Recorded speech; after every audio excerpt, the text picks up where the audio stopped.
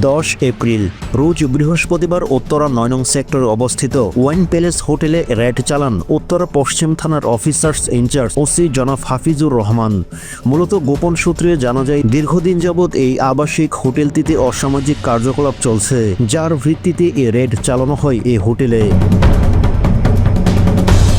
উত্তরা পশ্চিম থানার officers in charge OC জনাব হাফিজুর রহমান গণমাধ্যমকে বলেন, উত্তরা 9 নং সেক্টরে অবস্থিত এই আবাসিক হোটেলে স্পার নামে তারা অসামাজিক কার্যকলাপ চালান। এখান থেকে আমরা বেশ কয়েকজন নারীকে উদ্ধার করি এবং তাদের কাস্টমারদেরকেও আটক করা হয়। এ সকল অসামাজিক কার্যকলাপের বিরুদ্ধে আমরা আইনগত ব্যবস্থা নেব। তিনি আরও বলেন, আমরা চেষ্টা চালিয়ে যাচ্ছি একটি সুন্দর উত্তরা উপহার দেবার, যেখানে কোনো সন্ত্রাস থাকবে না, কোনো মাদক থাকবে না কোনো অসামাজিক কার্যকলাপ।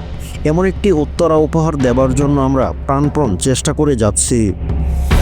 এ সময় ওসি জনাব হাফিজুর রহমান সাহেবের নেতৃত্বে সফলভাবে পরিচালিত হয় এই অভিযান। মোহাম্মদ রাকিব ইরদিস, উত্তরা, ঢাকা।